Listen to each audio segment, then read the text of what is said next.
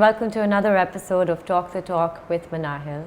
I have a really cool guest today. She is living life on her terms, and I wanted more representation of women who are doing exactly what they want to do and exactly when they want to do it. So I'd really like you to welcome somebody who is not a stranger to the camera at all and a very dear person, Natasha.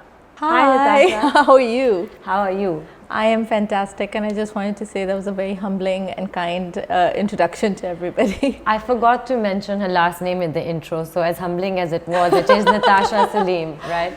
Yeah. Thank you so much for coming, and I know that, we've chased you for a little bit, and, That was me, that was all me. I'm terrible at commitments. but now you are in the corporate world.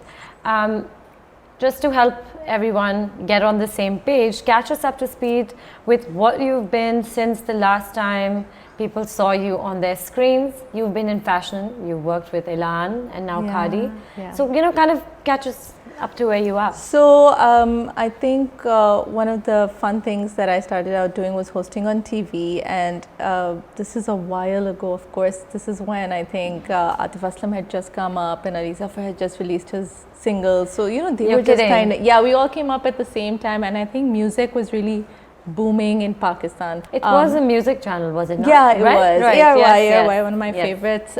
Fantastic people and a great channel to work with. So from there, I was hosting one of those sponsored shows. When you are a host, you get sponsored shows, and they're like, "Can you come host this launch of ours?" And I got offered a bit of a, "Why don't you join us?" Because they were like, "How do you like our TVC?" And I was like, "Oh, I think it's really terrible." Oh, no. I know. Who would do that at a paid gig? But that was me. And I think that's how I landed in the corporate world. I moved to Lahore when I got married. And over there, I joined this company that had yet to launch, this brand that had yet to launch. It's called Sapphire. Right. Of course, we know it really well now. But So you joined way back before. we launched it. Okay, right. So from logo development to what the first store looked like. That was my first real experience in fashion, and I had Khatija Shah, who of course owns and runs Elan and Zaha, and Nabil.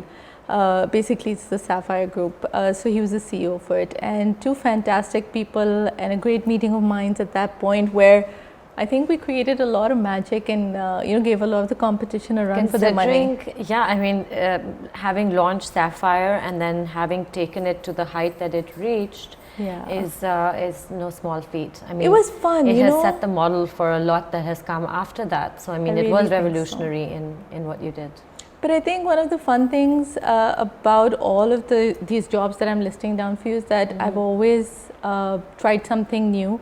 And that comes from, a huge part of it comes from my relationship with my mom. She's never been very conventional. You know her so well. Yeah, She's not a conventional person. And I think that just encourages and kind of sets in this mode in you where you're okay to try things that are outside of your comfort zone. And then when I moved back on that. Good job. It was just fun. Nice. Okay, yeah. Yeah, so then when I moved back to Karachi, I met Shamoon from Khaadi at a fashion show. So he was sitting next to me. I didn't know the guy, and I was like, "Oh my God, how should I introduce myself?" Such a fan moment in fashion, he's a giant in this industry. So I was like, "Hi, Shamoon, I'm Natasha." So he looked over at me and he's like, "I know who you are." I was like, "Oh, fan moment." Yeah. So he's like, "What are you doing here?" And I was like, "Oh, just come to watch. Sana Safina is one of my favorites," and blah blah blah. So he was like, "No, I mean, what are you doing here? Why are you wasting your time like this?" I was like, "What? What do you mean? What am I meant to be doing instead? Like, please tell me." No, so he was like, "You're going to be working for me." Oh. This is the first 2 minutes of meeting him. So I was like, "Oh, that's really flattering." And I didn't really take him seriously, right? I was like, "That's a kind way to talk to somebody. That's nice."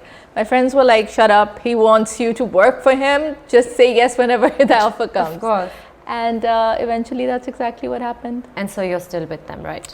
Yes, I'm heading marketing there as well, international marketing, which is a whole other playing field and lots of fun. So these jobs require a lot to be done, right? Like these are not little 10 people teams, I assume. It's a lot bigger than that.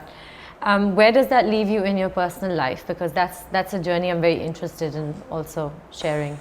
The work-life balance. I've never been able to strike it really well, but I think as I've matured in my career and through life, you kind of realize where the value of things lie, because you're trying to prove yourself, you're trying to make it, and kind of get that role, that next big the promotion or something like that. But I think there comes a point where you actually sit down and say, what am I doing all of this for? So I think as of late, I recently started to strike more of a work-life balance. Right. If you ask my mom, she's always like forcing me, go out, go out, go out. And I'm just like, no, I'm just so tired exhausted. from you. I know what you mean. Why are we always so exhausted? I don't know what we're doing. She says, even my mother says, like, why are you just come? I'm like, I'm just come back. I really can't. She said, but what? Just put on some makeup, go. It's so easy for them to say. I know that. But mental exhaustion is a thing. It's thing. very draining to be so focused and to give something so much time. Maybe it's a generation thing, I don't know. Yeah, maybe.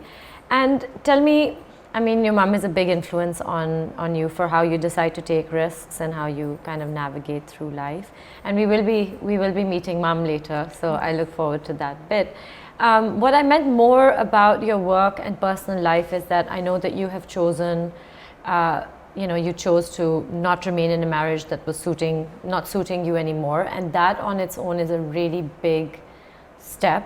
It is. And I wanted to know how was that for you? What's that been like? So I think it depends. A lot of times when two people obviously get together and then part ways, it's almost like so much history that you've managed to build together with a personal life, right? And nobody walks into a marriage thinking, okay, now this is a 5-year thing or 10-year thing or 20-year thing. You think it's forever.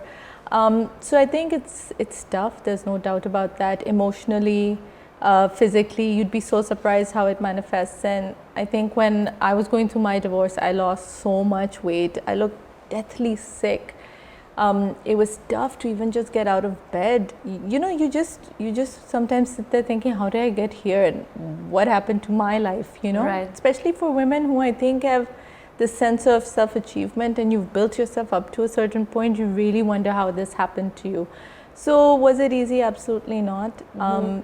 Did you go through it? Yes. And did you survive it? Absolutely. Hell yeah, I'm surviving sitting right here. and thriving. Right. Absolutely. Do you think that because you have had a background in working forever, since a very young age, do you think that being financially secure and independent has a role to play in being able to make a decision like that, leaving a marriage, for example? So I think it depends on your support system and not just financial.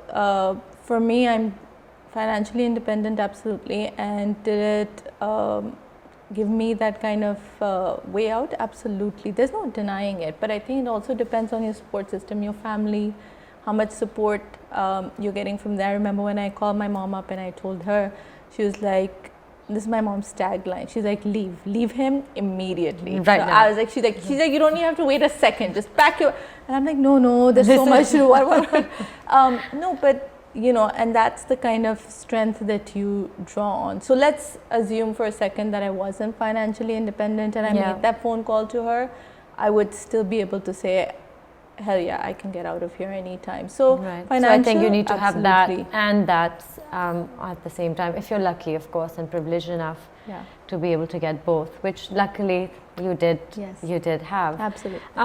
I mean, and all of that continues on the side, and now you have decided to re-enter, the whole world of love, as it were. Not to scare your partner who might be watching. There's been no talk of love, but there has been talk of seeing somebody. Yes. And I want to know, like, I talk to a lot of women who have, left marriages that didn't work for them. There's such a lot of hesitancy to then go ahead and see someone new. It's very hard to trust new people. Absolutely. They all struggle with it a lot. So I want to know how it was for you. And how is it that you've been able to give that a chance? And tell us about that. So it's been a while. I think off the bat, you can give testament to the fact that it doesn't happen overnight. It's an everyday effort that you make to heal yourself, to get over traumas. We have so many experiences, and I feel like one thing about us as women is we're very, very resilient. And I think that played a huge part into being able to come out of my shell. I was very lost. I was supremely lost. And to be at that point when you're pretty sure of who you are and what you've achieved, but I think emotionally there was a lot of hurt there. And it took a while. It took me at least 3 years before I could even look at a guy and be like, hey, that's a good looking guy. Because before people would be like, isn't he good looking? And I'd be like, who are you talking about? I haven't a clue who you're talking about. It just wouldn't register. You're not open to it. You're not receiving it. And I think energy is a big part of that. When you don't put out that energy, it's not going to You're not going to get it back in life. Absolutely. So you had to make that conscious decision of... So I went to Paris, I went to Spain, I did a lot of Europe, I went to London. And that's when I found that I started to heal. To be happy with the best version of myself that I could find through experiences. Did you travel alone? Alone. Because you can't rely on somebody to find yourself again and to make you happy again. That's all on you. So would you recommend a trip for soul searching, or maybe more? The minute you get out and you realize that the world is so much bigger and some of the things that you worry about are so insignificant, you start to heal and you meet strangers. It could be someone, passing you on the street. Every interaction leaves you with something. At least that's what my experience was. And I think from that, I came out a happier, stronger person who was ready to put out the right energy. Do you think it's easier for you to make these decisions, such as getting up and traveling, because you remain child-free? Is that a decision that you make for lifestyle? Like, where does that factor in for you? So I think that has a huge part in it, because for me personally, I have chosen not to have children and was very conscious about that in my marriage as well. Before you do enter a partnership with somebody, finances, religion, kids, that's all things that you should discuss. And I had, and I think that made it relatively with less baggage, yeah, absolutely. And I think one of the reasons for me especially is when you have a kid, and this is my belief, because I've seen the kind of mom my mom is, everything is about me and my brother. Everything revolves around her kids. And I think it's instinctive. It's not a choice that you make, that me first or kids first. It's just it's like second nature. Absolutely. And so I just feel like if you're not ready to be in a position where you want to prioritize someone else before any other decision, like where do you work, where do you live, what are you going to have for dinner, it's not fair otherwise on that little being. And you chose that, and this was something you have chosen for yourself from the get-go. Are you having more fun? I think. I don't know. I think I've seen such fulfilled mothers. Right. I've seen such I want to know. So are there moments where you feel like I might change my mind in the future? I'm the coolest khala, I'm the coolest popo, I'm the coolest whatever you want to call me. I'm surrounded by kids all the time who I spoil endlessly. Even when I was married with my in-laws, like I was the favorite. Even now with my friends, I'm good. And that's great, because there's very few women that have come across on people's screens and said the words that you have just said. There's such a lack of representation of women who choose not to have children for personal reasons, whatever reasons that they don't want to, and there's a lot of pressure on them. There's a lot of haw-hi, there's a lot of snickering. There'll be a lot of haw-hi and post this. Like, and they'll even post. Like, I think even when people find out, they're like, no, but you mean not now. But you mean, but not someday. At this time. I mean, even I asked you if you were going to change your mind, like that is something that people wonder, but it's also so amazing to meet somebody who has made that decision for themselves and stuck by it despite the city and country and society that we are a part of. And I like that you put your foot down and said, not me.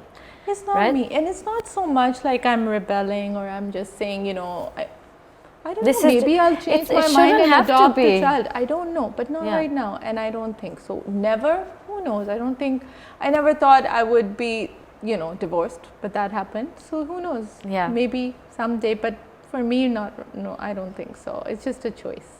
Right. And speaking of having children, now would be a really good time to introduce the mother. Look where Poppy's looking. Yeah. Exactly in that direction. Exactly in that direction. So we are going to have to call upon Natasha's mom to join us for this bit. Natasha's mom, Auntie Shevy, has joined us, and I go way back with her. I remember interviewing her about at least a decade ago for a newspaper. It's still one of the most read articles. I still get messages asking me how they can reach Auntie Shevy. So at the end of this, I will put her contact so you don't have to personally message me for them. We're going to welcome Auntie Shevy, who is a tarot card reader for over 20 years and with over maybe 20 million fans. Hello and welcome. Hello, Minahel, thank you. No, thank you for coming. I know that you are very, very busy and almost all of Karachi relies on you to make decisions in their life.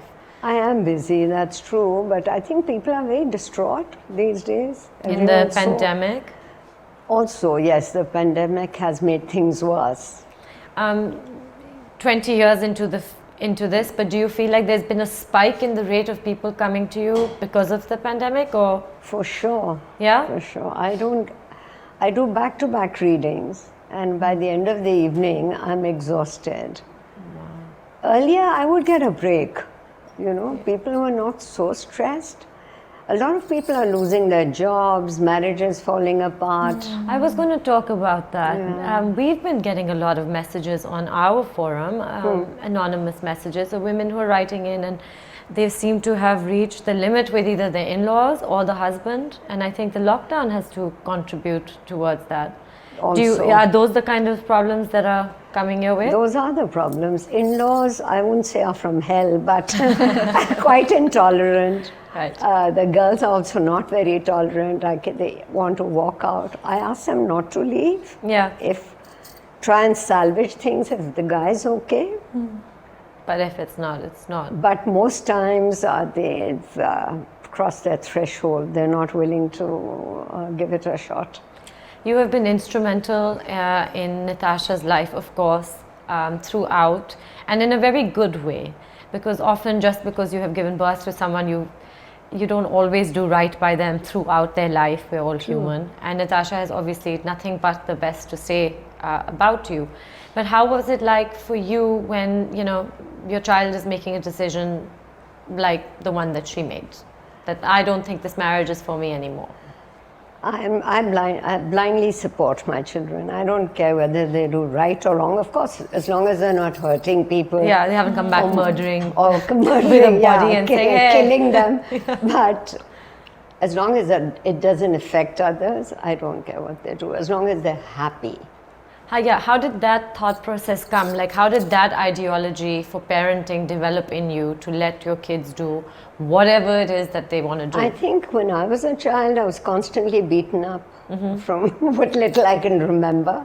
Right. And I was always punished because my time was a time when you had to obey parents. Right. You know? Nobody was right except your parents. And I don't know, maybe I was rebellious, I can't remember, but I would never listen to anyone. So therefore I was constantly punished. And I think after I got married, I decided that no matter what, I'll be very loving with my children. And give them the space to kind The of... love and, you know, not punish them and hit them. All those things are a bit demeaning. Right. So I decided that I'll give them the freedom to do what they want.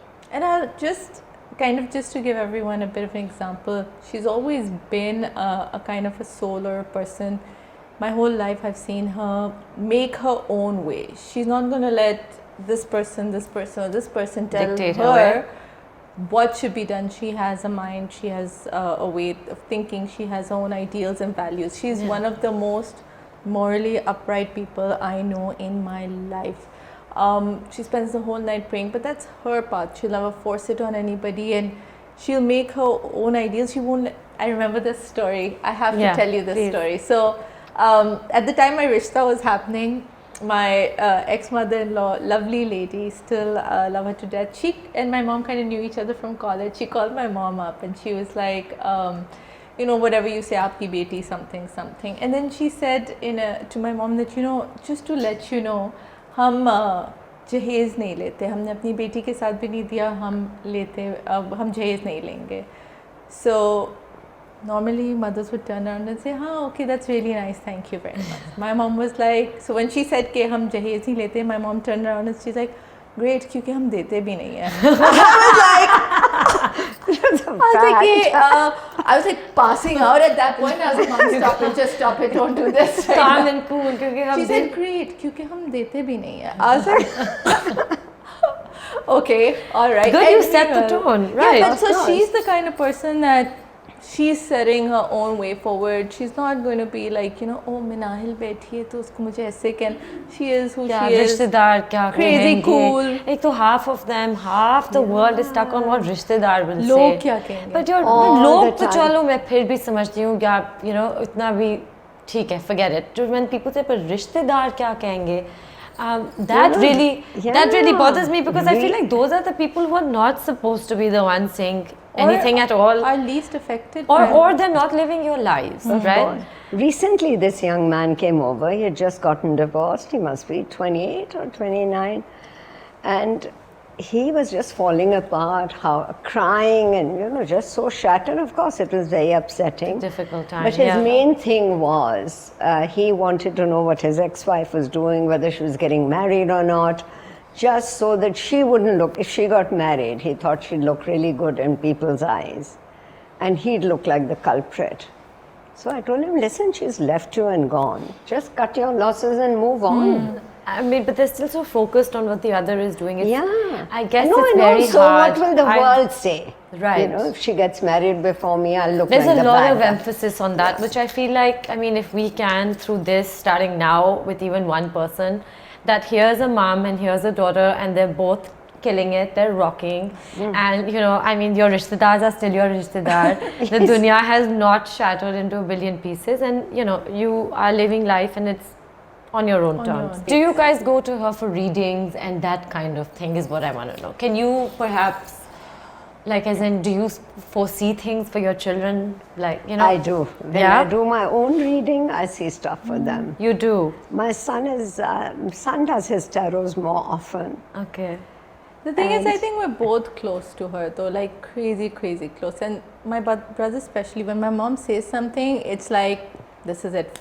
Yahi hoga, this is the truth, this is the ultimate. And I'll be like, oh no, you're overreacting. No. Then look at the example of the ex. So I'm like, oh no, it's fine.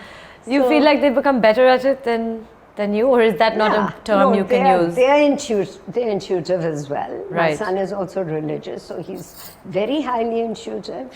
So is she, but when you're in love, your intuition goes for a walk. Is that right? Yeah. I think everybody would love to hear that bit, right? Yeah, it doesn't work. Yeah.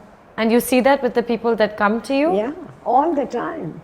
I remember years ago when I was sitting with you, I said, what's the craziest stuff that happens? And I remember at that time also you used to get calls in the middle of the night asking, like, when is my mother-in-law going to travel? Is she going to travel? Yeah. Is that still a big part of it? Like people still do, right? Like reach you at odd hours of the night? They do. Yes, they do. But the Yes, good thing is, this generation, the younger generation, most women are working or starting their own little businesses. Right. So they're not so pushed about the mothers-in-law. That much. As our generation was. Okay, you see that difference. We were stuck with them, we had no choice. But the younger generation, girls are selling stuff online, they're starting businesses with friends. They're more of that, yeah. Yeah. They're all doing something, nobody's sitting idle.